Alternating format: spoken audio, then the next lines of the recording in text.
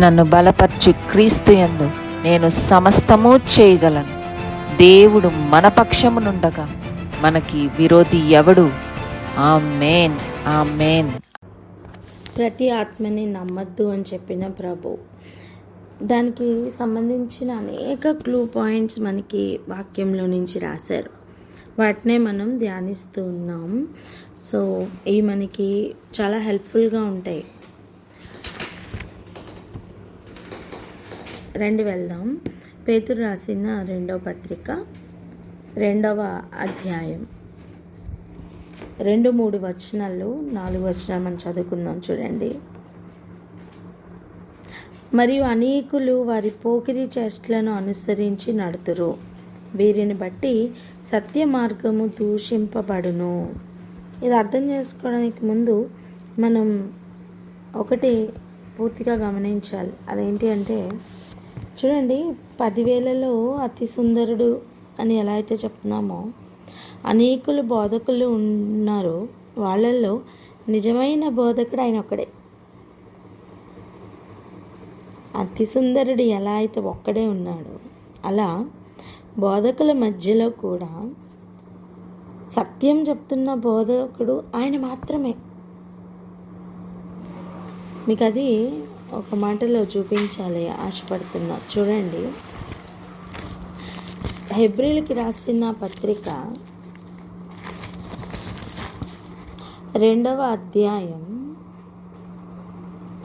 3-4 వచనాలు చూడండి. 3-4 వచనాలు. హెబ్రీయులకి రాసిన పత్రిక 2వ అధ్యాయం 3-4 వచనాలు చదువునానా? ఇంత గొప్ప రక్షణను మనం నిర్లక్ష్యం చేసిన ఎడల ఎలాగూ తప్పించుకుందుము? అట్టి రక్షణ ప్రభువు బోధించుట చేత ఆరంభమై, దేవుడు తన చిత్తానుసారముగా సూచక క్రియల చేతను, మహత్కార్యముల చేతను, నానా విధములైన అద్భుతముల చేతను, వివిధములైన పరిశుద్ధాత్మ వరములను అనుగ్రహించుట చేతను వారితో కూడా సాక్ష్యం ఇచ్చుచుండగా వినిన వారి చేత మనకు దృఢపరచబడెను. సో ఈ రక్షణ మనం నిర్లక్ష్యం చేస్తే ఎలా తప్పించుకుంటాం అని చెప్తూ, ఈ రక్షణ ఎలా ఆరంభమవుతుందో అక్కడ రాస్తున్నారు. ఎలా ఆరంభమవుతుందట? ప్రభువు బోధించుట చేత ఆరంభమై. చెప్పండి అన్నమాట. ప్రభువు బోధించుట చేత ఆరంభమై అంటే అర్థం ఏంటి? ఇంకెవరు బోధించినా రక్షణ ఆరంభం అవ్వదు. ఓన్లీ ప్రభువు బోధిస్తేనే మనకి రక్షణ ఆరంభం అవుతుంది. అర్థమైందా? ఇప్పుడు మీలో అనేకులు బోధకులు ఉందరు, వాళ్ళ అబద్ధ బోధకులు కావచ్చు. అప్పుడు వారు బోధించుట చేత ఆ రక్షణ ఆరంభం అవ్వదు. ప్రభువే పూనుకొని బోధిస్తే మాత్రమే రక్షణ అనేది ఆరంభం అవుతుంది. ఈ పాయింట్ అర్థం చేసుకోండి. ట్యాంక్లో వాటర్ ఉన్నాయనుకోండి, ట్యాప్ వాటర్ ఇవ్వగలదా? ట్యాంక్ వాటర్ వదిలితే ఈ ట్యాప్ ఓపెన్ అయ్యి ఆ వాటర్ అందులో నుంచి వస్తాయా? కదా. ట్యాంక్ ఓపెన్ అవ్వాలి, ఇక్కడ ఈ ట్యాప్కి పోయే పేటెన్సీ ఉండాలి, అప్పుడు ఆ వాటర్ బయటకు వస్తాయి. సేమ్ వే ప్రధాన బోధకుడు దేవుడు యేసయ్య. ఆయన పైన ట్యాంక్ ఫిల్ చేసినట్టుగా ఆయన బోధ బయటికి రావాలి. మరి ఇక్కడున్న బోధకులందరూ ఏంటి అంటే, వాళ్ళ బోధ ఉండకూడదు, వాళ్ళ ఇష్టం వచ్చినట్టు ఏదో చెప్పడం ఉండకూడదు. దేవుడు ఇస్తున్న ఆ ఫ్లో వీరి నోటి ద్వారా బయటికి వస్తే అప్పుడు రక్షణ ఆరంభం అవుతుంది. అర్థమైందా? అనేకులు బోధకులు ఉన్నా సరే ఎందుకు రక్షణ కలగట్లేదు? ఎక్కడ తేడా అవుతుంది అంటే, వీరు వారి బోధలు చెప్తున్నారు, ఆయన గురించి చెప్పట్లా. ఆయన సమాధానం గురించి చెప్పమన్నప్పుడు వీళ్ళేమో ఉగ్రత గురించి మాట్లాడతారు, ఆయన ఉగ్రత గురించి చెప్పమన్నప్పుడు వీళ్ళేమో సమాధానం గురించి చెప్తారు. సమాధానం ఏమీ లేకపోయినప్పుడు వీళ్ళేమో సమాధానం ఉన్నదని చెప్తారు. మ్యాచ్ అవ్వదు కదా. ఎంతమందికి అర్థమవుతుంది? బోధకుడు ఆయన బోధించేది వినోద్ ద్వారా వస్తే మాత్రమే అక్కడ రక్షణ ఆరంభం అవ్వడమే కాదు, దేవుని చిత్తానుసారంగా సూచక్రియలు మహత్కార్యాల ద్వారా అవి దృఢపరచబడుతూ స్థిరపరచబడుతూ మనల్ని ఇంకొంచెం ముందుకు తీసుకుని వెళ్తాయి. అసలు ఆరంభమే ప్రభు బోధిస్తే మాత్రమే అవుతుంది అంటే ఆలోచన చేద్దాం ఇది ఎంత ఇంపార్టెంటో. సో ఆ ఏరియాలో అబద్ధ ప్రవక్తలు ఉండి అబద్ధ బోధకులు ఉండి ఆ బోధను పాడు చేస్తున్నారు. ప్రభు ఇస్తున్న డైరెక్ట్ ఫ్లోని వీరు పాడు చేస్తున్న అనుభవం మనం చూస్తున్నాం. ఇక్కడ చూడండి, నాశనకరముకు భిన్నాభిప్రాయాలు రహస్యంగా బోధించడం అది ప్రభు వలన అయింది కాదు, కానీ పేరు వాక్యం బోధే. అలా అనేకులట వారి పోకిరి చేష్టలను అనుసరిస్తూ నడుస్తున్నారట. అంటే ఏంటి, వీళ్ళని చూసి నేర్చుకునే వాళ్ళు బోల్డ్ మంది, ఓహో ఇదే బోధ అనుకుని అలాగనే చేస్తున్న వాళ్ళు ఇంకా అనేకుల మంది ఎక్కువైపోతున్నారు. ఇమిటేషన్ జ్యువెలరీ కంటే కూడా ఎక్కువైపోతున్నారు. ఇమిటేషన్ చీరల కంటే కూడా వీళ్ళు ఎక్కువైపోతున్నారు.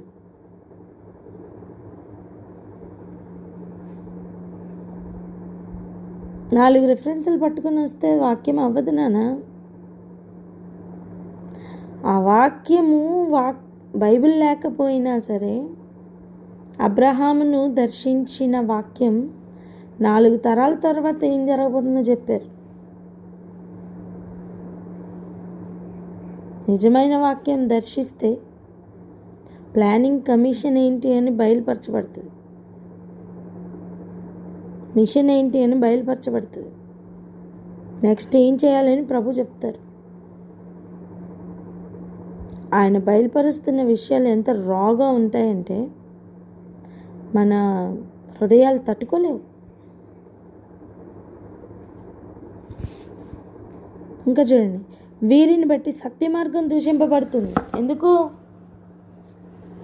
వీళ్ళంతా జెరాక్స్ కాపీస్. దేనికి జెరాక్స్ కాపీస్? ఏసైకి కాదు,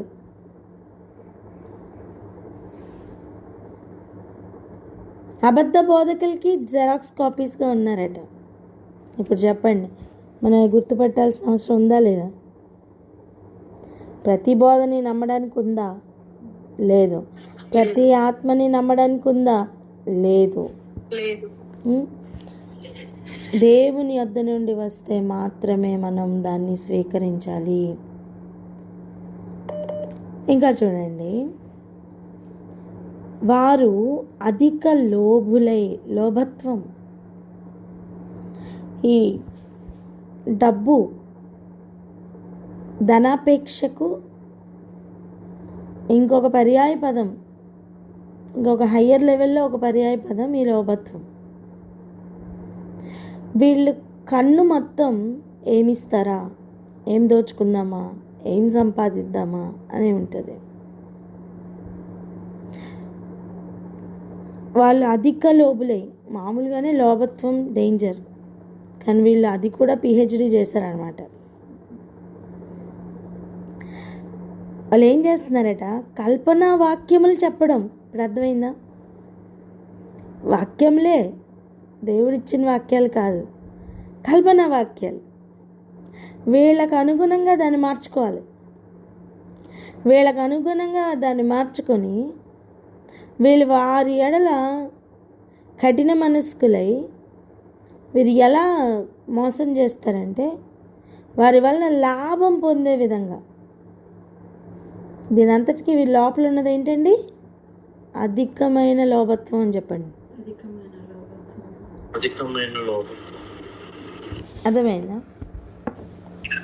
సో వీరికి ఏం కావాలి వీరి దగ్గర నుంచి అంటే లాభం కావాలి. ఆత్మల రక్షణ కాదు వీళ్ళ ప్రధాన ధ్యేయం. డబ్బు సంపాదన, పేరు ప్రఖ్యాతుల సంపాదన, ధనం కావాలా. ఎవరు డబ్బు ఎక్కువిస్తే లేదా ఎవరి వలన ఎక్కువ డబ్బు వస్తాయో వాళ్ళకి కరెక్షన్స్ కూడా ఉండవు. వాక్యం చేత రాజైనా సరే నాతాన్ ప్రవక్త వెళ్ళి కరెక్ట్ చేయలేదా? సమూయేలు ప్రవక్త ఉన్నదన్నట్టు సౌలుతో చెప్పలేదా? యెహెజ్కేలు వ్యతిరేకంగా ప్రవచించమంటే ప్రవచించలేదా? బోన్స్ అన్నిటి మీద కూడా, డ్రై బోన్స్ అన్నిటి మీదకి కూడా జీవమా రమ్మని ప్రవచించమంటే ప్రవచించలేదా? వారందరూ ఎలా ప్రవచించారు? లోబులై ప్రవచించలా. దేవుని వాక్యమును వారు పొందుకున్నారు కనుక దాన్ని ఇచ్చారు. ఇర్మియా, యెషయా వీరందరినీ అబ్జర్వ్ చేయండి. ఆమోసు, యోవేలు వీళ్ళందరూ కూడా మనుషుల్ని సంతోషపెట్టే ఒక్క ప్రవచనం లేదు. ఇక జకర్యా అల్టిమేట్ లెవెల్.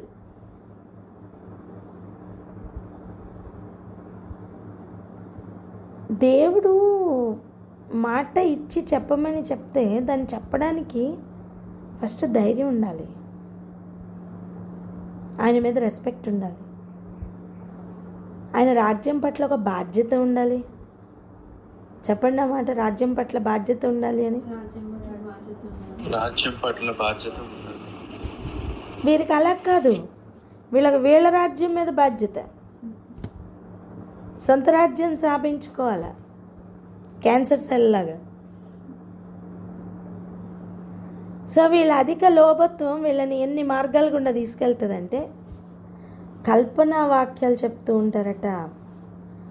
చూడండి, మీ వలన లాభము సంపాదించి కొందరు ఉందా? ఏ విధమైన లాభం అంటే అన్ని విధాలైన లాభాలు సంపాదించుకుంటూ ఉంటారు. వారికి పూర్వము నుండి విధింపబడిన తీర్పు ఆలస్యం చెయ్యదు. ఈ కారణంగా వాళ్ళకి విధింపబడిన తీర్పుకి ఏమాత్రం లేట్ ఉండదట. వారి నాశనం కునికి నిద్రపోదట. ఇంక మనం ఇంకా కొన్ని విషయాలు చూడాలి. చూడండి, దేవదూతలు పాపం చేసినప్పుడు దేవుడు వారిని విడిచిపెట్టక పాతాళ లోకమందలి కటిక చీకటి గల బిలముల్లోనికి త్రోసి తీర్పుకు కావల్లో ఉంచబడ్డకు వారిని అప్పగించెను. ఎలాగైతే దేవదూతల్ని తీర్పు కొరకు దేవుడు అప్పగించారో అలా వీళ్ళందరికీ కూడా దేవుడు తీర్పు తీర్చి తీర్పుకు అప్పగించారట. వీళ్ళ యొక్క నాశనం కునికి నిద్రపోదని చెప్పడానికి గల కారణం ఏంటంటే, అగాధంలో కటిక చీకటి కలిగిన బిళములు అంటే కొన్ని సెల్స్, ఈ ఖైదీల్ని పెట్టే సెల్స్ ఉంటాయి చూసారా జైల్లో, అటువంటి సెల్స్ని, అటువంటి రూమ్స్ని బిళములు అంటారు. దేవదూతలు పాపం చేసినప్పుడు వాళ్ళని స్వేచ్ఛగా వదలకుండా దేవుడు వాళ్ళని తీసుకుని వెళ్ళి ఆ సెల్స్లో రిమాండ్లో పెట్టినట్టుగా పెట్టారు. ఒక కాలం రాబోతుంది, తీర్పు తీర్చే కాలం. అప్పుడు అగాధంలో నుంచి వాళ్ళందరినీ బయటికి తీసి దేవుడు తీర్పుగా అప్పగించబోతున్నారు. మీరు కోర్టుకు అప్పగించడానికి ముందు, జైల్లో పెట్టడానికి ముందు ఎఫ్ఐఆర్ ఫైల్ చేసి వాళ్ళని అలాగా కస్టడీలో ఉంచుతారు చూసారా, ఇది అలాంటి కస్టడీ అన్నమాట, దేవదూతలకు పెట్టిన కస్టడీ. ఎందుకు దాంతో పోల్చి చెప్తున్నారంటే, దేవదూతలనే విడిచిపెట్టకుండా పెట్టిన కస్టడీ లాంటి కస్టడీ వీళ్ళకి కూడా నియమింపబడింది. సో ఇక వీరు మారు మనసు పొందుతారన్న గ్యారంటీ లేదు. వీరికి నిన్న 10% ఆఫ్ లోభత్వం ఉంటే రేపటికి అది ఏం 0% అవ్వదు, అది ఇంకా యాడ్ అవుతూ ఉంటుంది. 20%, 30% యాడ్ అవుతూ వాళ్ళ పోకిరీ చేష్టలు అధికమవుతూ ఉంటాయి. వీళ్ళు మార్మన్స్ పొందే రకాలు కాదు. వీళ్ళు సత్య మార్గమును దూషింపబడేటట్లుగా వీళ్ళు మార్గదర్శకులుగా మారుతారు. దేవదూతల్ని కూడా విడిచిపెట్టని దేవుడు వీళ్ళని కూడా విడిచిపెట్టరు అని ఒక పోలికతో చెప్తున్నారు.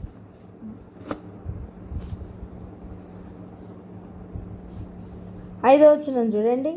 మరియు ఆయన పూర్వకాలమందున్న లోకమును విడిచిపెట్టక భక్తిహీనుల సమూహము మీదకి జలప్రలయంను రప్పించినప్పుడు నీతిని ప్రకటించిన నోవాహును మరి 7 కాపాడెను. వాటర్తో దేవుడు తీర్పు తీరుస్తున్న సమయం, నీతిమంతులైన వారిని, వారి కుటుంబాలని మాత్రమే ఎలా కాపాడారో, ఒక్కడే నీతిమంతుడు ఉంటే కూడా ఆ ఒక్కడనే కాపాడిన దేవుడండి. ఇప్పుడు 2 3 10 మంది ఉన్న దేవుడు వారిని కాపాడతారు. కానీ ఆ రోజుల్లో నీతిమంతుడిగా ఒక్కడే కనబడ్డాడట. ఎంత దౌర్భాగ్య స్థితి! అర్థమైనా? ఏదో రకంగా పరలోకానికి వెళ్ళిపోతానులే అనుకోవద్దు, అబద్ధం అది. దేవుడు ఇంత సీరియస్గా తీసుకుంటున్నారు. ఆయన రాజ్యం ఎంత జాగ్రత్తగా ఆయన నియమిస్తున్నారో చూడండి. అసలు జలప్రలయాన్ని జ్ఞాపకం చేస్తున్నారు. తీర్పు గురించి చెప్పడానికి వీళ్ళందరినీ జ్ఞాపకం చేస్తున్నారు. కటిక చీకటి కలిగిన బిలముల్లో దేవదూతలు తప్పు చేసినప్పుడు అక్కడ పెట్టానని ఎందుకు చెప్తున్నారంటే తీర్పు ఎంత నిశ్చయమో చెప్పడానికి. మనమైతే బల్లగుద్ది చెప్తాం, ఆయనైతే జరిగిన విషయాల్ని చూపించి చెప్తున్నారు. ఇప్పుడు చూడండి, లోకం పూర్వకాలమందున్న లోకం దేవుడు విడిచిపెట్టలేదట. పాపం అధికమైనప్పుడు దేవుడు ఓర్చుకోలేదు, జలప్రళయాన్ని రప్పించారు. కానీ ఆయన మాట వింటూ ఉన్న వ్యక్తిని, తన కుటుంబాన్ని కాపాడినట్టు చూస్తున్నాం. ఇప్పుడు రానున్న రోజుల్లో కూడా అదే జరగబోతుంది. రానున్న రోజుల్లో కూడా దేవుని యొక్క తీర్పులు అలాగనే ఉండబోతున్నాయి. ఏదో రకంగా నేను కూడా ఓడలోకి వెళ్ళిపోతానంటే రానివ్వరు. రక్షణ ప్రభు బోధించుట చేత ఆరంభమవుతుంది. రక్షణ స్టార్టింగే ప్రభు ఉన్నారంటే ఎండింగ్లో కూడా ఆయనే ఉంటారు. ఆది అంతం ఎవరండి? ఆయనే. ఆరంభించేటప్పుడే ఆయన ఉన్నారంటే ముగించేటప్పుడు ఆయన ఉండరా? ఖచ్చితంగా ఉంటారని చెప్పండి. ఖచ్చితంగా ఉంటారు. నువ్వే ఒక వంట చేసేటప్పుడు ఒక ఈగ పడితే దాన్ని తీసి పక్కన పడేస్తావా? పర్లేదులే ఈగే కదా అని చెప్పి దాంతో కలిపి వండేస్తావా? తీసి పడేస్తామా లేదా? అలాగనే దేవుడు కూడా ఆది నుంచి అంతం వరకు తన కార్యాలు నెరవేరుస్తున్నవాడు. ఏదో ఒక అబద్ధ బోధకుడు వచ్చాడని చెప్పి పోనీలే అని ఏం వదలరు. ఈగను ఎలాగైతే తీసి పడవేస్తాం మనం, దేవుడు కూడా వాళ్ళని తీసి తీర్పు కోసం కావల్లో ఉంచుతున్నారు.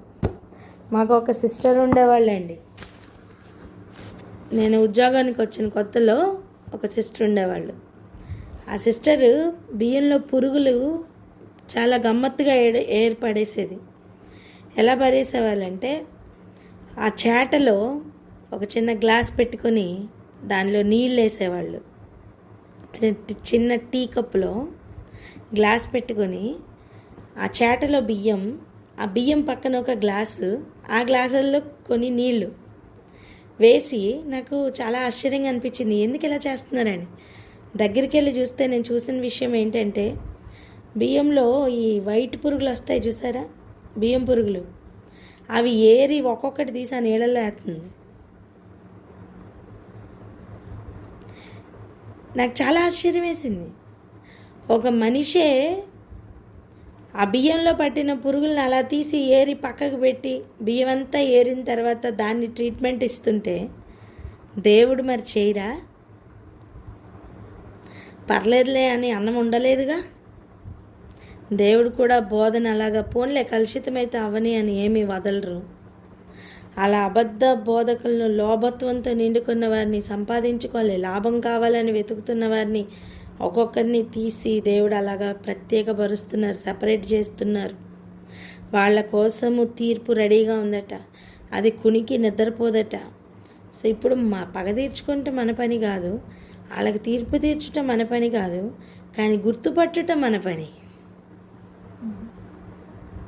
అర్థమైందా? వంకాయల్లో పురుగులు ఉన్నాయని చెప్పి పర్లేదులే అని వండేవి కదా, తీసి పక్కకు పెడతావు కదా. అది తీర్పు తీర్చడం కాదు, నువ్వు జాగ్రత్త చేసుకోవడం. తీర్పు తీర్చడం వేరు, జాగ్రత్త పడడం వేరు. చెప్పండి అన్నమాట. తీర్పు తీర్చడం వేరు, జాగ్రత్త పడటం వేరు. ఎందుకంటే వాక్యంలో తీర్పు తీర్చొద్దనుంది. మనం తీర్పు తీర్చడానికి రాలా. యేసుప్రభువే మొదటి రాకడలో తీర్పు తీర్చడానికి రాలేదు. అప్పుడు మనం ఎవరు తీర్పు తీర్చడానికి? కానీ మరి ఇవన్నీ ఎందుకు రాయించారు అంటే తీర్పు తీర్చడానికి కాదు, జాగ్రత్త పడ్డానికి. ఆమేనని చెప్పండి. ఆమేన్. ఈ కాంటెక్స్ట్లో ఉన్న విషయాలు ఇంకా రేపటి దినాన్ని చూద్దాం. కానీ ఈ లోపల మనం 5-6 వచనాలు చూసేద్దాం. అంటే మరి మనం ఏం చెయ్యాలి? మీకు అర్థమైందా? తీర్పు తీర్చొద్దు, కానీ మరి మనం ఏం చేయాలి? ఇవి తెలుసుకుంటాం సరే. What next? మనం ఎలా బిహేవ్ చేయాలి, మన వలన దేవునికి ఏం కావాలి అనే విషయాల్ని మనం ఇంకొక ఏరియాకి వెళ్ళి నేర్చుకుందాం. కానీ ఈ రోజుకి 5-6 వచనాలు కూడా చూద్దాం. దేవుడు 2 తీర్పుల్ని జ్ఞాపకం చేస్తున్నారు. ఒక్కడే నీతిమంతుడిగా కనపడిన నోవహు కాలంలో వచ్చిన జలప్రళయం. 2 లోతు కుటుంబం ఉన్న సొదొమ గొమొర పట్టణాలు. చూడండి 6వ వచనం. మరియు ఆయన సొదొమ గొమొరాలను పట్టణములను భస్మము చేసి ముందుకు భక్తిహీనులగు వారికి వాటిని దృష్టాంతంగా ఉంచుటకై వాటికి నాశనము విధించి. అర్థమైందా? సొదొమ గొమొరలను ఎందుకు నాశనం చేశారట, ఎందుకు భస్మం చేశారంటే ముందు తరాలకు దృష్టాంతంగా ఉంచడానికి, ఎగ్జాంపుల్గా ఉంచడానికంటండి. ఫస్ట్ ఇయర్లో ఒక అబ్బాయి అసలు ఎగ్జామ్ పేపర్స్ అన్నీ తీసుకొచ్చేసి రూమ్కి తెచ్చుకొని బహిరంగంగా వాటిని, అంటే ఎంత దారుణమైన స్థితి ఒకసారి ఆలోచించండి. రేపు అవ్వాల్సిన ఎగ్జామ్ పేపరు ఈ స్టూడెంట్ తీసుకుని వచ్చి రూమ్లో, చూసావా నేను ఎంత గొప్పగా పాపం చేస్తున్నానో అని ఆ ఎగ్జామ్ పేపర్స్ తీసి వాడు చదివేసుకుంటుంటే యాజమాన్యం చూస్తూ ఊరుకుంటుందా? ఎందుకు ఊరుకోదు? వీడిని వదిలేస్తే నెక్స్ట్ వాళ్ళు కూడా ఇలాగే చేస్తారు. ఖచ్చితంగా వాడిని పిలుస్తారు, మాట్లాడతారు, పేరెంట్స్ని పిలుస్తారు, మాట్లాడతారు. పేరెంట్స్ కూడా ఇప్పుడు ఏమైందండి, అయితే ఏమైంది అన్నారనుకోండి, అమ్మో అని భయపడుకుంటూ యాజమాన్యం వాళ్ళని ఇంకా ఉంచుతారా, టీసీ ఇచ్చి పంపిస్తారా? ఎగ్జాక్ట్గా అలాగనే దేవుడు కూడా ఈ 2 ఇన్సిడెంట్స్కి టీసీ ఇచ్చి పంపించి దృష్టాంతాలుగా పెట్టారు. అందుకే అంత్యదినాలు నోవాహు దినాల వలె సొదొమ గొమొర దినాల వలె ఉంటాయని పోల్చి చెప్పారు. దాని అర్థం పాపం ఒక్కటే కాదు, తీర్పు కూడా అలాగే ఉంటుందని. పాపము కూడా నోవాహు కాలంలో ఎలా ఉందో అలాగనే ఉన్నాయి, సొదొమ గొమొర పట్టణాల్లో ఎలా ఉందో అలాగనే ఇప్పుడు ప్రస్తుతం ఉంటున్నాయి.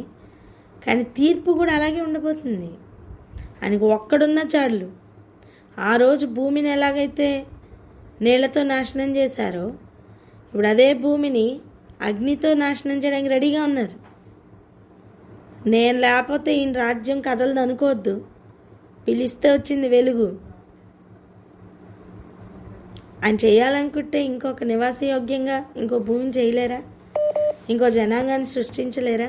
ఆయన చేయగలరు. సొదొమ గొమొర పట్టణాల విషయం దృష్టాంతాలుగా ఉంచారు అంటే అక్కడున్న పాపాన్ని అధికం చేసి వారికంటే ఎక్కువ పాపం చేయమని కాదు దాని అర్థం.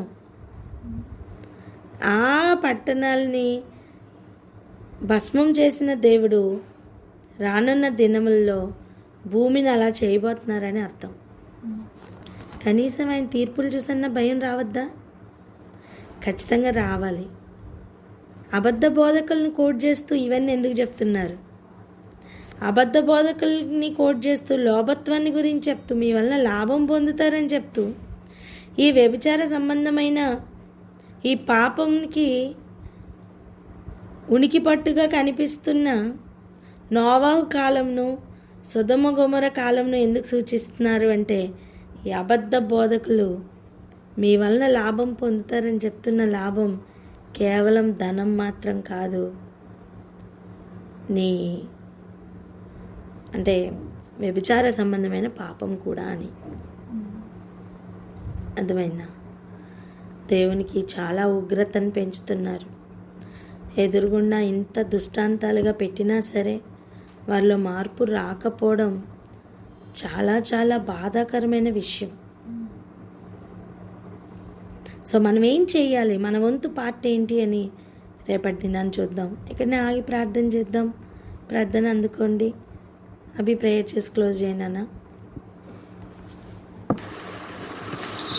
స్తోత్రం రాజా, మా తండ్రి నేను మీకు వందములు ప్రభా. ప్రభా నాయన తండ్రి, నేను వారి తంత్రములను తండ్రి ప్రభా నాయన మీరు చూపిస్తున్న విధానం కొరకు ప్రభా నాయన మీకు వందములు. అవును ప్రభా నాయన, నిజమైన వాక్యము దర్శిస్తేనే ప్రభా నాయన తండ్రి ప్రభా నాయన రక్షణ ఆరంభం అవుతుందని ప్రభా ఆయన మీరు బోధించుట చేతనే ప్రభా నాయన రక్షణ ఆరంభం అవుతుందని ప్రభా నాయన మీరు చెప్పి ఉన్నారు తండ్రి. కానీ ప్రభా నాయన తండ్రి అబద్ధ బోధకులు ప్రభా నాయన తండ్రి ఇదిగో ప్రభా మీ తిరునైన ప్రభా రక్షణకు ప్రభా నాయన అడ్డుపడుతూ ప్రభా ఆయన తండ్రి అధికమైన లోభత్వంతో ప్రభా నాయన తండ్రి ప్రభా నాయన కల్పన వాక్యములతో ప్రభా నాయన తండ్రి ప్రభా నాయన తండ్రి నీ రక్షణ ప్రభా నాయన దూరం చేస్తూ ప్రభా నాయన దేవుని భయం లేని వారే ప్రభా నాయన తండ్రి నాయన పూర్వం తండ్రి నాయన తండ్రి విధింపబడిన తీర్పు నాయన తండ్రి నాయన వారి కొరకు ప్రభా నాయన రిజర్వ్ చేసుకుంటే ప్రభా అనేకులను ప్రభా నాయన మార్గం తప్పిస్తున్నారని ప్రభా ఆయన వారిని గుర్తుపట్టమని ప్రభా నాయన వారి నుంచి ప్రభా జాగ్రత్తగా ఉండమని ప్రభా నాయన తండ్రి నాయన మీరు ఇవాళ ప్రభా ఆయన మాకు తెలియజేస్తున్నారు ప్రభా నాయన మీకే వందనములు తండ్రి. ఆయన అట్టి నాయన తండ్రి స్ట్రాంగ్ ట్రైనింగ్ లోని ప్రభా నాయన మమ్మల్ని నడిపిస్తున్నారు ప్రభా నాయన మీకే వందనములు ప్రభా నాయన తండ్రి. అవును ప్రభా నాయన నోవహు దినముల్లో, సొదొమ గొమొర్రా దినముల్లో ప్రభా నాయన ఉన్న రీతిగా ప్రభా నాయన తండ్రి నాయన స్పేర్ చేయకుండా ప్రభా ఖచ్చితంగా ప్రభా నాయన తీర్పు తీరుస్తానని ప్రభా నాయన తండ్రి మీరు చెప్తున్నారు ప్రభా నాయన. అందుని బట్టి నాయన మీకే వందనములు తండ్రి. అని అంత దినము ప్రభా నాయన తండ్రి నేను ఇదిగో ప్రభా తండ్రి నీతిని కాపాడుకుంటున్న వారంగా, ఆయన విశ్వాసం కాపాడుకుంటున్న వారంగా ప్రభా రక్షణను కాపాడుకుంటున్న వారమే తండ్రి నేను మేము ఉండాలి ప్రభా ఆయన తండ్రి. అవును తండ్రి నాయన అబద్ధమును ప్రభా నాయన గుర్తించి నాయన దాని నుంచి తప్పించుకుని ప్రభా జాగ్రత్త పడడానికి ప్రభా నేను సహాయం దయచేయండి తండ్రి. అవును ప్రభా తండ్రి కేవలము తండ్రి నాయన ధన నిమిత్తమైన ప్రభా నాయన లాభమే కాదు కానీ ఆయన వ్యభిచార పాపం వంటి నాయన తండ్రి నాయన ఇది ఆ భయంకరమైన తండ్రి నాయన ఆ కోరల్లో నుంచి ప్రభా నాయన ప్రతి ఒక్కరిని ప్రభా నాయన తప్పించమని ప్రభా నాయన తండ్రి మేము వేడుకుంటున్నాం ప్రభా. అవును తండ్రి నాయన పూర్వకాల మందున్న లోకములో జరుగుతున్నటువంటి పాపము తండ్రి ఇదిగా ప్రభా అంత దినములలో కూడా ప్రభా నేను జరుగుతుంది అని ప్రభా ఆయన తండ్రి ఆ దినముల్లో ప్రభా భూమిని నాశనం చేసినట్లుగానే ప్రభా ఈ దినములను కూడా ప్రభా నైనా తండ్రి అగ్నితో ప్రభా నైనా భూమిని నాశనం చేస్తాను అని ప్రభా నాయన మీరు ఇస్తున్న హెచ్చరిక నాయన తండ్రి నాయన విని నాయన తండ్రి ఇదిగా ప్రభా సత్యం కొరకమైన ఆశను ప్రభా ఇంకన్నా ప్రభా నేను అధికం చేసుకుంటాను వారు తను మాలో ప్రతి ఒక్కరు ఉండేలాగా ప్రభా సహాయం దయచేయమని వేడుకుంటూ ప్రభా. అవును తండ్రి నాయన అబద్ధ ప్రవక్తలను ప్రభా నాయన తండ్రి గుర్తుపట్టి ఆయన అబద్ధ బోధన తండ్రి గుర్తుపట్టి ప్రభా సత్యం కొరకైన ఆకలి దప్పులను ప్రభా ఇంకను ప్రభా అధికం చేయమని వేడుకుంటూ ప్రభా నాయన తండ్రి అటువంటి ట్రైనింగ్ కొరకు ప్రభా నేను మీకే వందనములు చెల్లించుకుంటూ ఈ చిన్న ప్రాంతం ఆదరణ కట్టిన యేసుక్రీస్తు నామములో అడిగి పొందుకుంటున్నాం మా ప్రియ పరలోకపు తండ్రి. ఆమేన్. ఆమేన్. ఆమేన్. ప్రైజ్ లార్డ్ నాన్న, అందరికీ ప్రైజ్ లార్డ్.